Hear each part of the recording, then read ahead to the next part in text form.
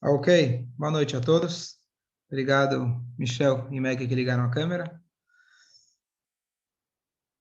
Muito bom. Essa semana, o tema que eu escolhi, a gente a cada semana, para aqueles que estão entrando hoje pela primeira vez, a gente pega um trecho do Talmud e a ideia é dar uma oportunidade para todos aqueles que não estudaram numa yeshiva, para eles poderem ter um gostinho do que se faz numa yeshiva.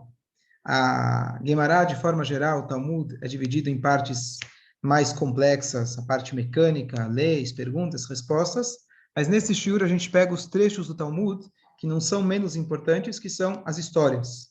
E as histórias do Talmud, como todo o judaísmo que ele foi passado, transmitido através de histórias, elas têm mensagens para a gente muito profundas. E o que eu, na verdade, gosto especialmente, eu queria já anunciar, Baruch Hashem, essa sexta-feira, chegou aqui o livro que Baruch Hashem, que é uma compilação dos meus shiurim, justamente desse tema. E aqui hoje eu estou abordando um dos temas que está no livro. Eu estou colando do meu livro, se vocês permitem. E todos aqueles, em breve, a gente vai mandar para todos os sócios frequentadores da sinagoga, mas o livro está à disposição de qualquer um, de todos. E então, em breve eu mando aí para Miami, Israel, quem estiver participando, é uma alegria muito grande. Então, o shiur é o seguinte, a gente falou sobre o tema como lidar com o sentimento de vazio. Então, esse é um tema, na verdade, eu acho que é super importante, eu acho que bastante gente se identificou com o tema, que de vez em quando a gente acorda, ou a gente passa um tempo e a gente sente vazio. Eu não sei se a melhor palavra é vazio, mas quando a gente vê um objeto que ele está vazio, um prato sem comida, um copo sem água, você percebe que está faltando alguma coisa. Então, às vezes, estou falando especialmente nós, Yehudim, a gente sente às vezes que está faltando alguma coisa. E a gente vê que essa falta, ela não ela é uma característica judaica. Os judeus foram sempre nômades. Então, eu estou no Brasil, mas eu quero ir para outro lugar. Eu estou em outro lugar, eu quero ir para o próximo. Quando alguém estava descrevendo, um shiur que eu vi recentemente, falando para moças que ainda não tinham achado o seu basher, o shidduch. Então, ele fala, você acorda de manhã, você fica pensando, quando eu vou casar? Quando eu vou casar? Quando eu vou casar? E aí depois você casa, você fala, e quando eu vou ter filho? Quando eu vou ter filho? Quando eu vou ter filho? Aí chega o filho, e como vai ser o Brit Milá? E como vai ser o Bar Mitzvah? Como vai ser o casamento? E assim a gente está sempre ansioso para o próximo, e isso é uma natureza judaica. A gente nunca está satisfeito com as nossas conquistas do passado, a gente sempre quer mais. Então, esse sentimento de vazio, por um lado, foi ele sempre que nos motivou a gente crescer. Mas eu queria hoje pegar com vocês uma passagem super conhecida do Talmud, talvez uma das mais conhecidas, e mostrar para vocês justamente que com uma passagem tão aparentemente simples, infantil, quantas mensagens a Gemara passa para a gente de forma sutil, de forma escondida. E a lição que a gente vai conseguir extrair é como a gente remediar, como a gente, na verdade, preencher a nossa alma, preencher o nosso coração, preencher o nosso dia a dia. Tem momentos, e todos nós passamos por momentos, mas nós temos um remédio, nós temos uma vitamina que ela sempre funciona. Então, eu vou compartilhar com vocês, só antecipar antes da gente ler, a passagem que eu quero ler com vocês é do Rabi Akiva.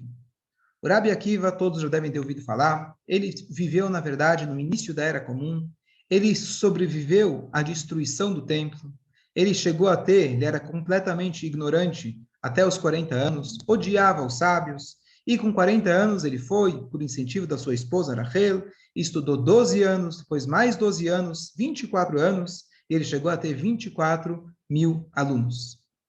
Não só que ele conseguiu ter os 24 mil alunos, e a história que a gente passou agora, os Firata Omer, que eles acabaram falecendo, etc. Mas o Rabi Akiva era uma pessoa que representava a Torá. Podemos dizer que ele é como se fosse um vice Moshe Rabbeinu. Se a gente for pegar quem foi o nosso maior profeta, aquele que escreveu a própria Torá por ordem divina diretamente, foi Moshe. Está escrito que o próprio Moshe, uma vez, ele foi fazer uma viagem na história, assistir uma aula do Rabi Akiva. Ele ficou tão impressionado com o Rabi Akiva que ele falou para Deus, Hashem, por que você não dá a Torá através do Rabi Akiva? Então, só para a gente ter uma ideia do nível de profundidade que ele conseguiu alcançar, mesmo estando a mais de 1000 anos de distância da Torá ter sido dada, 800 anos talvez, e aí o estudo dele chegou a ser tão elevado que o próprio Moshe Rabbeinu, ele acabou invejando ele. Então, esse era o Rabi Akiva. O Rabi Akiva, ele viveu na época que os romanos dominavam a terra de Israel, que, aliás, foi o Titus que ele acabou destruindo o templo. Durante todo esse tempo, pré-destruição, durante a destruição e pós-destruição, o que os romanos queriam, na verdade, era não só acabar ou roubar o dinheiro dos judeus, e sim eles tinham o intuito de exterminar o judaísmo. Acabar com o legado milenar que nós temos. E essa história se repetiu muitas vezes ao longo da nossa história. Então, um dos decretos que eles fizeram era a proibição de ensinar a Torá. Outro decreto que eles fizeram, em determinada época, era proibir o Brit Milá, proibir o Tefilim, proibir algo que se chamava Semichá. Semichá, hoje em dia, é um termo usado que quando alguém faz a prova do rabinato, ele ganha Semichá. Mas a verdadeira Semichá era quando você recebia uma ordenação, alguém que te dava o direito de ser rabino, mas esse alguém recebeu de alguém, que recebeu de alguém, até a linhagem direta de Moshe Rabbeinu. Isso também eles proibiram. O que eles queriam? Eles queriam achar qual que é a alma do judaísmo. Qual que é o segredo do judaico? Aonde está a chave para a gente conseguir acabar com isso? Talvez é o Brit? Não, talvez é o Tefilim? Não, talvez é o estudo de Torá. Não, mas talvez pode não estudar Torá, mas se tiver rabinos, talvez a Torá vai ser preservada. E assim, eles foram tentando de várias formas acabar com o judaísmo que Baruch Hashem não conseguiram. E nesse momento histórico tão importante, na perseguição dos romanos, tivemos algumas figuras importantes, chaves, que foram eles que entregaram as suas vidas para que hoje a gente ainda pudesse ter a Torá. Por exemplo, o Rabi Akiva, depois que ele perdeu os 24 mil alunos, todos faleceram, ele não desistiu. Imagina, situação, alguém investe numa empresa a vida inteira, construiu um império, do dia para a noite, 33 dias, perdeu tudo. Ele tinha de tudo para desistir de Deus, perder a confiança. Ele falou, vou começar do zero. E ele, então, buscou 5 novos alunos. E com esses ele ficou. Você vai dizer, bom, tudo bem, de 24 mil ele passou para 5. Coitado, né? O cara tinha uma empresa de milhões, agora tem uma lojinha. Não. Esses 5 alunos foram aqueles que mantiveram na mão deles a Torá oral, aquilo que se chama Mishnah, Braita, Tosefta, todo o conjunto da Torá oral, só foi possível passar para as próximas gerações graças a esses 5 alunos. Então, a coragem que o Rabi Akiva teve de seguir adiante foi isso que garantiu que, apesar da perseguição, apesar da dificuldade da destruição do templo e não ter mais um núcleo de encontro para o nosso povo, eles entregaram suas vidas para manter esse legado, para que hoje a gente possa estar aqui reunido, discutindo ainda do Rabi Akiva e dos outros mestres. Tivemos Rabi Yehuda Nassi, aquele que compilou toda a Mishnah, no ano 90 da Era Comum. Ele também, a história dele, que quando ele era pequeno, era proibido fazer o Brit Milá. A mãe dele foi contra a lei dos romanos e fez o Brit Milá dele com 8 dias. A história é longa, mas basicamente a lei era que se o imperador descobrisse que a pessoa fez o Brit Milá, era pena de morte para o bebê e para a mãe. Então ela foi chamada, na verdade, para o palácio para ser executada. No caminho ela parou numa estalagem. E lá tinha uma família romana, uma mãe também com um bebê recém-nascido, e esse bebê recém-nascido era um goi. O que acontece? Ela viu que a cara da mãe do Rabi Yehuda Nassi estava muito triste, e ela perguntou o que aconteceu. Ela falou, olha, estou indo agora para ser executada com meu filho. E a dona da casa falou, não se preocupa, a gente tem um jeito. Eu tenho um filho, ele se chama Antoninos, ele acabou de nascer, a gente troca. E assim foi a história. O Rabi Yehuda Nassi, bebezinho, foi até o palácio, e logo antes de executar, alguém falou, não, vamos só abrir a fraldinha, né? Vamos ver se realmente é verdade. E quando abriram, viram que não tinha o Brit Milá. Na volta eles trocaram, e no final da história, quando ambos cresceram, se tornaram grandes amigos, e ainda tem opiniões que dizem que eles se tornaram, na verdade, o Antoninus acabou se convertendo ao judaísmo.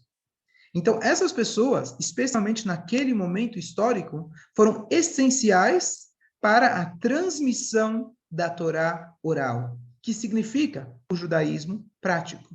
Porque só o judaísmo que está na Torá escrita não é suficiente, aliás, é muito pouco, para que a gente possa praticar o judaísmo. Então, uma das histórias muito características do Rabi Akiva e super famosas é a história dos peixes com a raposa. Qual é a história? A gente logo vai ler dentro da Guimará, mas a história é que o governo, o imperador romano, proibiu em absoluto o ensino e o estudo da Torá. O Rabi Akiva, como ele já demonstrou muita coragem, ele falou, eu não me importo. Não só que eu vou continuar estudando a Torá, eu vou continuar ensinando a Torá, e eu não vou fazer isso de forma discreta. Eu vou ensinar a Torá como se fosse que nada aconteceu. Imagina que ele tinha uma sinagoga lá com 24 mil alunos. Imagina, não sei se todos estavam reunidos juntos, mas ele continuou dando aula como se fosse que nada aconteceu. E é nesse momento que acontece o episódio que a Guimará relata para a gente. A Guimará relata para nós que havia um indivíduo chamado Papus Ben Yehuda, e ele indaga o Rabi Akiva, e ele fala para ele, o que você está fazendo? Para com isso. Você não pode estudar a Torá. Você está correndo perigo de vida. E o Rabi Akiva dá para ele aquela famosa parábola dos peixes que estão na água. E a raposa, a mais astuta de todos os animais, ela chega e fala para o peixe, peixinho, peixinho, por que você está aí dentro da água? Vem comigo, vem aqui fora e você vai estar tranquila. Aí dentro te perseguem. E o Rabi Akiva continua a parábola dizendo que o peixe vira para a raposa e fala, raposa, você é aquele animal que dizem que é o mais astuto de todos? Você não passa de uma tola. Se dentro da água, que é a minha fonte de vida, eu corro perigo, muito mais se eu sair da água. Muito mais se eu sair da minha fonte de vida. E assim ele conclui a parábola. A nossa conclusão, ele estava dizendo que se um peixe, nós Yehudim, quando estamos ligados com a Torá, nós estamos correndo risco, se a gente abandonar a Torá, muito mais. O que eu vou fazer com vocês agora, aqueles que estão aqui no Zoom, a gente vai ler dentro essa passagem. É importante para a gente, número 1, ter a experiência do Talmud. Número 2, para a gente ver as nuances das palavras, para a gente poder analisar essa passagem de uma forma mais profunda e chegar na conclusão que a gente sugeriu no tema. Então, vou compartilhar aqui com vocês a tela. Estamos aqui na Masechet Brachot. Brachot é a primeira de todos os tratados de todo o Talmud. E aqui ele fala o seguinte. Ve'ahavta et Hashem Elokecha. Deixa eu descer aqui. E você amará o Senhor seu Deus, vou ler direto no português, de todo o seu coração, e de toda a sua alma, e de todo o seu poder. Nós falamos todos os dias no Shema Israel, Ve'ahavta et Hashem Elokecha, bechol levavcha, uvechol nafshecha, uvechol meodecha. Nós declaramos diariamente no Shema Israel, ame Deus com todo o seu coração, com toda a sua alma, que é sobre isso que vamos falar, e com todas as suas posses. Então, a Gemara fala o que significa isso, com toda a sua alma, significa, pulando um pouquinho, que se o corpo de alguém é mais caro, não, peraí, com toda a sua alma, desculpa, deve-se dar sua alma em santificação de Deus. Ou seja, a pessoa que ela for ameaçada de morte, e de um lado ela tem a vida, do outro lado ela tem a oportunidade de fazer o que Deus quer, a pessoa tem que se sacrificar e fazer aquilo que Deus quer. Na verdade, a gente sabe que isso se trata sobre determinadas mitzvot. Por exemplo, se alguém, Deus nos livre, vem te ameaçar de morte e fala, eu quero que você cometa um homicídio. Eu quero que você faça idolatria. Ou eu quero que você cometa uma relação proibida, um incesto. Então, a pessoa tem que entregar a sua alma por amor a Deus, superior ao amor nato do ser humano de querer garantir a sua sobrevivência. Isso significa Bechol Levavcha, amar a Bechol Nafshecha, com toda a sua alma. Eu amo a Deus mais do que a minha própria vida. Se Deus falou que é isso que eu devo fazer, eu vou fazer mesmo que custe a minha vida. Essa é a introdução para a história. Diz para a gente a Gemara. Os sábios ensinaram. Uma vez, após a rebelião de Bar Kokhba, isso aconteceu lá na época do Rabi Akiva, o Império de Roma decretou que Israel não pode se envolver no estudo e prática da Torá. Papus Ben Yehuda veio e encontrou Rabi Akiva, que estava realizando assembleias em público e se dedicando ao estudo da Torá. Papus disse a ele, Akiva, você não tem medo do Império? Certo? Como a gente falou, ele estava ensinando a Torá, assembleias em público. E o Papus Ben Yehuda, ele fala para ele, o que você está fazendo? Rabi Akiva respondeu-lhe, vou lhe contar uma parábola. Aqui isso pode ser comparado, é como uma raposa caminhando à beira de um rio, quando vê peixes se juntando e fugindo de um lugar para o outro. A raposa disse-lhes, de que estão fugindo? Disseram-lhes, estamos fugindo das redes que as pessoas lançam sobre nós. Ele disse a eles, vocês desejam subir para a terra seca e viveremos juntos, assim como meus ancestrais residiram com seus ancestrais? Os peixes disseram-lhe, tu és aquele de que dizem que ele é o mais esperto dos animais?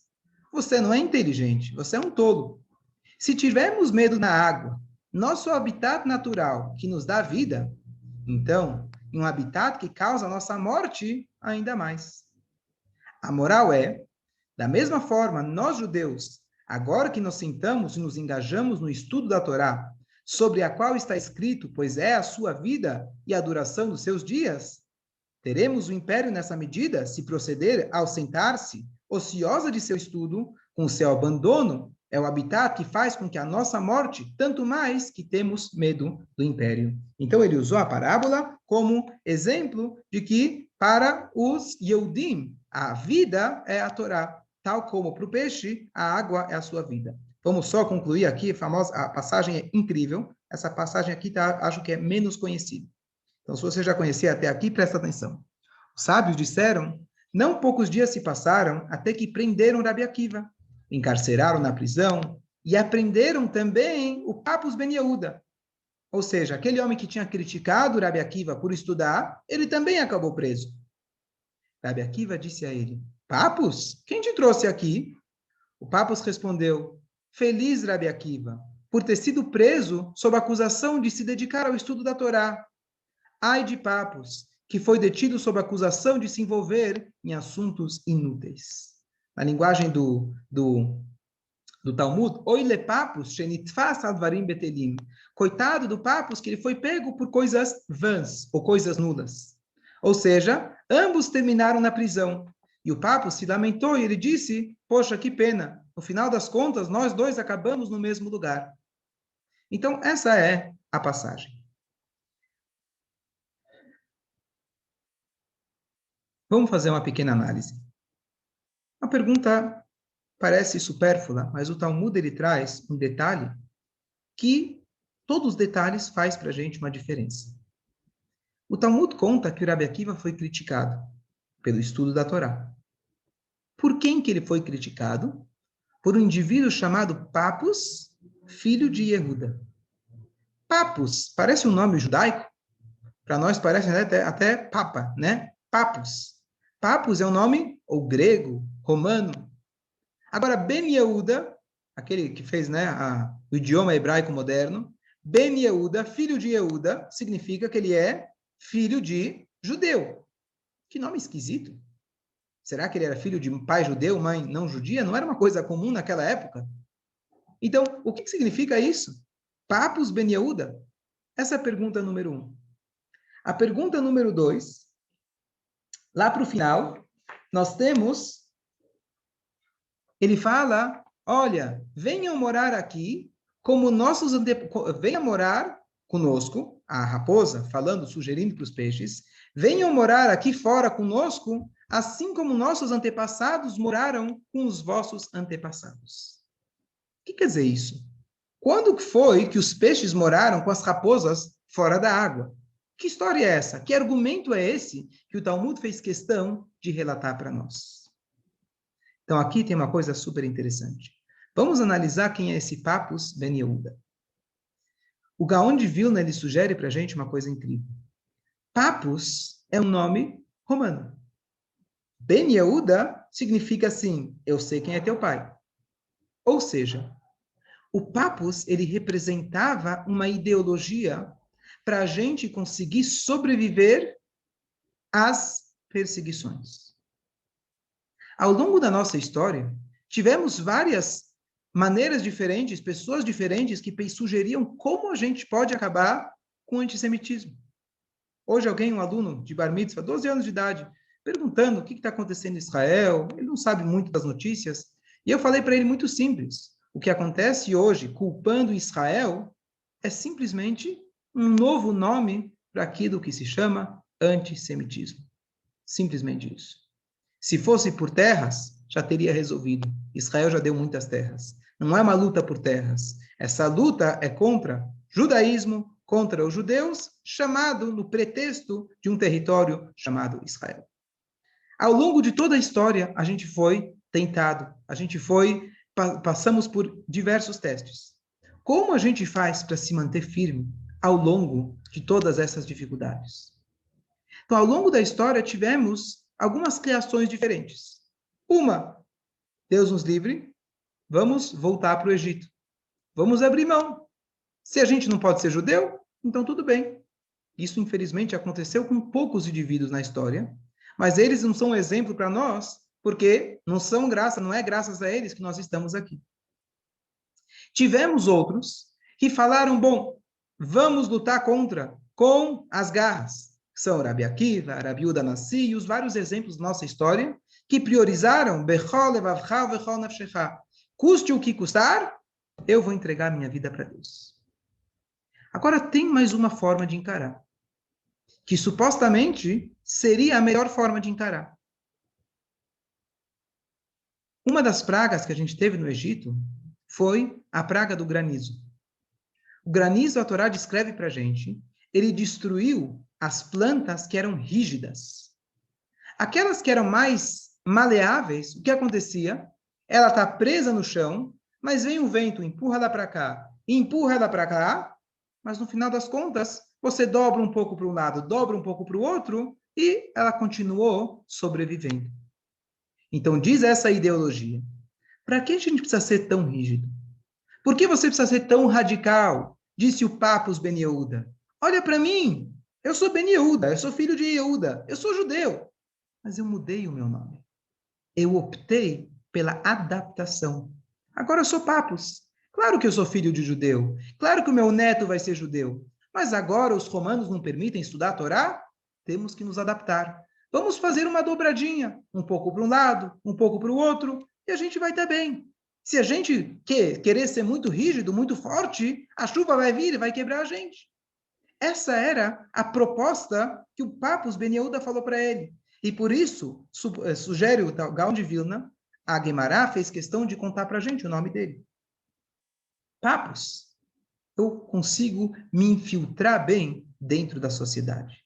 Eu consigo ser judeu talvez em casa, mas na rua eu sou Papus. Em casa eu sou Ben Yehuda, mas perante os outros eu não posso sair por aí ensinando o Torá, disse o Papus para o Rabi Akiva. Será que essa ideologia deu certo ao longo da história? Diz para a gente o Rabi Akiva, essa ideologia não só que não dá certo, porque os inimigos sabem quem nós somos. Se um Yehudi não respeita a si mesmo, se um Yehudi não reconhece quem ele é, nós naturalmente perdemos o respeito do outro. Como se diz, se você não respeita você mesmo, quem vai te respeitar? No momento que o Yehudi nega reconhecer quem ele é, os povos eles têm um senso e eles então desrespeitam a gente. E o que acontece, diz Rabi Akiva? Um Yehudi, quando ele abandona o estudo da Torá, quando ele abandona o cumprimento da Torá, ele está sem vida. Ele está sem oxigênio. A tua ideia não funciona. No momento que o peixe sai da água, ele morre. Quase que instantaneamente. Um Yehudi que ele fala, eu vou abrir mão dos meus princípios. Isso não vai dar certo. E olha que interessante. Você vai dizer, bom, eu acho que Rabi Akiva foi um pouco radical. No final das contas, ele acabou sendo morto. Ele acabou tendo a sua pele penteada com os pentes de ferro pelos romanos, algo tão trágico que a gente descreve e lê na tarde no dia do Yom Kippur, que ele foi lá, Eles Querá, Deus lembra os 10 mártires, entre ele o Rabi Akiva e outros, Rabi Eliezer ben Shammua e vários outros, que eles dedicaram sua vida à Torá e tiveram um final tão trágico. Não deu certo. Então vamos ver o final da história. O final da história é que o Papus, ele acabou sendo preso. O que ele acabou sendo preso? Então, sem agora entrar, daqui a pouco eu vou falar uma possível explicação por que ele foi preso. Mas o Papus, ele falou, eu fui pego por coisas vãs, por banalidades. O que significa isso? O Papus, ele acreditava e ele falou firmemente, Rabi Akiva, abandona um pouquinho, vamos dobrar um pouquinho, vamos abrir mão. E aí a gente vai se integrar bem na sociedade. O que aconteceu usando um paralelo? Há 70 e poucos anos atrás, na Alemanha. Os judeus, eles eram mais alemães do que os alemães. Finalmente, eles foram emancipados. Um judeu pode ir na universidade, um judeu pode ter terra, um judeu finalmente é reconhecido, ele pode ser um cientista, ele pode ser um historiador, ele pode avançar a tecnologia, ele pode mudar de nome, ele pode ser um alemão completo. Fantástico! Estamos no lugar mais seguro do mundo. E justamente lá tivemos um momento que os peixes foram tirados fora da água. Deus nos livre, não estou aqui de forma nenhuma querendo justificar aquilo que aconteceu, isso não cabe a nós, mas o que cabe a nós é meditar. Será se esse método funcionou? Eu não estou dizendo que por causa disso Deus nos livre, aconteceu o que aconteceu no Holocausto. O que eu estou dizendo é, será que esse pensamento funcionou? Diz o Papus Ben Yehuda, ele fala, lamento, Rabi Akiva. Você foi preso porque você se apegou aos seus ideais. Eu fui preso porque meu tataravô, 4 gerações, 3 gerações, bisavô, ele tinha o nome e sobrenome de Yehuda. Eu não sou mais seguidor da Torá. Eu achei que eu estava bem infiltrado. Eu achei que eu estava enganando bem. Eu achei que eu podia ser um papus na rua. E no final das contas, eu vi que todos os meus connections, todos aqueles meus amigos, todos aqueles que eu confiei, passa alguns dias, começa um problema em Gaza, aquele vizinho árabe, que ele estava aqui ao meu lado, e a gente trocava ovos quando precisava, ele, Deus nos livre, pode tirar uma pedra e jogar na sua cabeça. Não estou generalizando, não estou falando que são todos assim, mas quando um judeu ele acredita que o seu bem-estar é graças às suas conexões com seus vizinhos, abrindo mão dos seus ideais, infelizmente, isso nunca funcionou.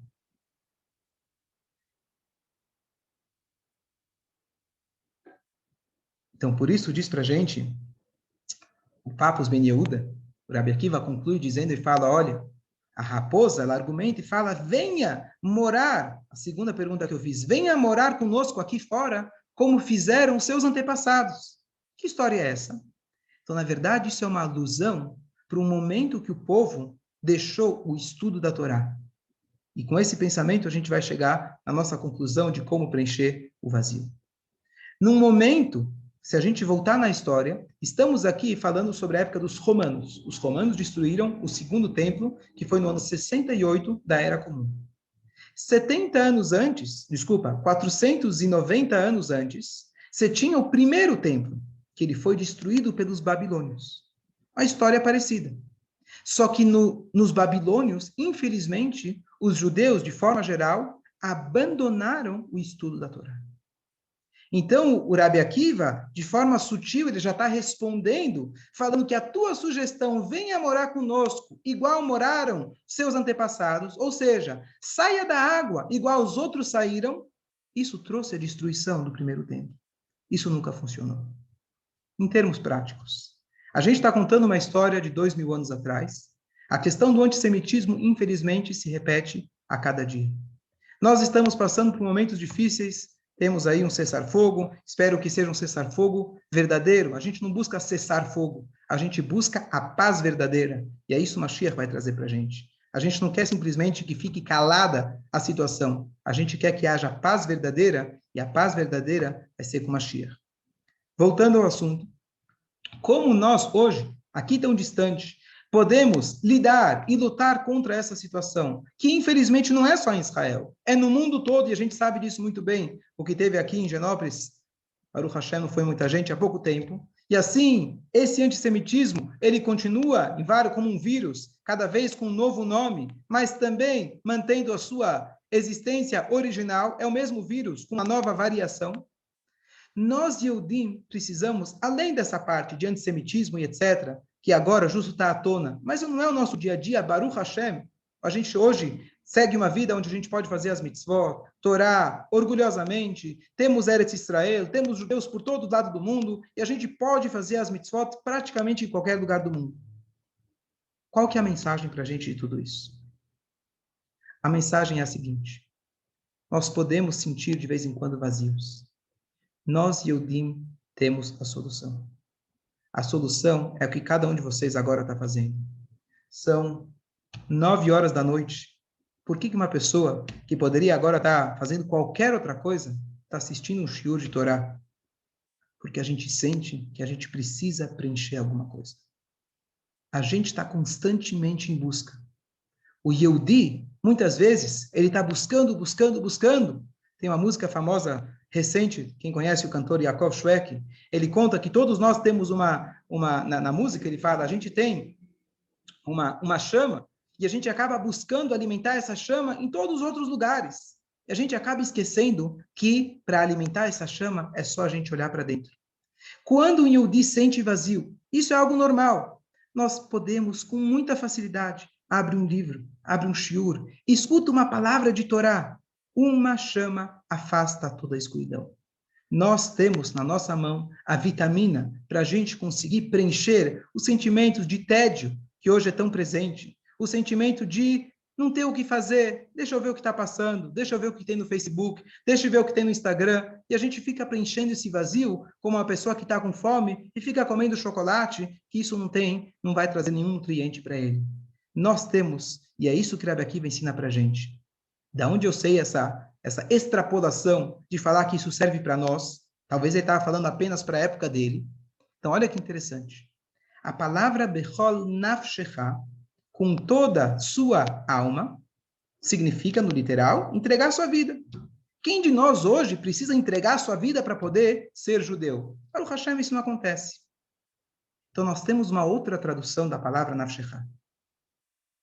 Nefesh, nós temos uma palavra, lá quando Abraham ele foi comprar, quem lembra a passagem em Bereshit, quando Abraham ele foi comprar o lugar para enterrar sua esposa Sara, ele vira e fala para o dono das terras, Im yesh et nafshecha, se você concordar, se você tiver vontade em deixar, etc., enterrar minha esposa. Ou seja, a palavra nefesh pode ser traduzida não apenas como alma, entregar a vida, pode ser traduzida também como vontade. Hoje, o nosso desafio não é abrir mão da nossa vida. Hoje, o nosso grande desafio é abrir mão daquilo que diz, não estou afim. Vem fazer um shiur. Ah, não estou afim. Claro que você não está afim. O teu Yetzer Hara, ele não quer buscar o remédio. Ele quer te colocar no vazio e te colocar para o fundo do poço. A gente, para conseguir fazer aquilo que Rabbi Akiva fala, para que o peixe continue sentindo que ele está ligado com a fonte de vida, que ele está dentro da água, ele precisa pular para dentro da água. Se diz, quando você ensina alguém para nadar, tem uma hora que você ensina para ele a teoria, você fala para ele nadar é assim, é assado, mas eu estou com medo de pular na água. Às vezes não tem jeito. Eu tenho que te jogar para dentro da água, está gelada, você tem medo de se afogar, mas instintivamente você vai começar a nadar. Entra dentro da Torá. Pula dentro da Torá. Não pensa duas vezes. Abre um livro de Torá. Abre qualquer livro que a gente possa encontrar inspiração. Na Torá tem tantos e tantos livros, em todos os idiomas. Temos tantos acessos hoje. E, inclusive, aproveitar e fazer uma propaganda super importante. Meu irmão Ilan, ele fez uma coisa super legal. Agora, com todos os rabinos no Brasil, dando aula de Zoom. Então, ele conseguiu juntar, não sei se todos, mas grande parte deles, que se chama Yeshiva Online. Quem quiser entrar, entra no maayanacademy.org, procura lá, Maayan, M-A-A-Y-A-N, procura lá, Maayan, Instituto Maayan, e ele vai direcionar você para que você possa estudar algo que seja do seu interesse, algo que seja de acordo com o seu nível, e assim por diante. Então, nós temos tudo na nossa mão, e esse é o remédio que nós estamos precisando. Hoje o desafio não é alguém colocar arma na nossa cabeça. Hoje o desafio é dentro de casa. Hoje o desafio é dentro da nossa cabeça. Com tanta informação, com tanta coisa correndo, a gente acaba sentindo esse vazio. E a solução é essa, estudar a Torá. A gente acabou de sair de Shavuot, a gente acabou de receber novamente a Torá. Essa é a nossa dádiva, esse é o nosso tesouro maior que a gente tem. Abra o livro. Como se diz antigamente, você dava um livro de bar mitzvah para os meninos, quando eles faziam bar mitzvah. Hoje se dá um guarda-chuva, que pelo menos o guarda-chuva, se chover, ele vai abrir. Abra o livro. Encara. E que, se Deus quiser, cada um de nós possa fazer isso, sentir a vida, sentir a alegria que nós temos, que Deus nos escolheu, Venatan lá no Etorató, nos deu a Torá, e que em breve tenhamos a paz verdadeira em Eretz Israel, todos juntos, se Deus quiser. Amém. Boa noite a todos, Shabbat Shalom. Quem tiver dúvidas pode mandar aqui ou pelo Zoom, ou pelo Facebook também pode postar uma pergunta, sem problema nenhum. Boa noite a todos. Boa noite, Rabino. Shabbat Shalom. Shabbat Shalom. Obrigada, Rabino. maravilhoso show, muito Shabbat obrigada. Shabbat Shalom, Mevoré. Shabbat Shalom. Shalom, Rabino. Todo mundo aí que está assistindo também. Quer? Não entendi. Boa noite para todos que estão assistindo Tchau. também. Boa noite a todos. Boa noite.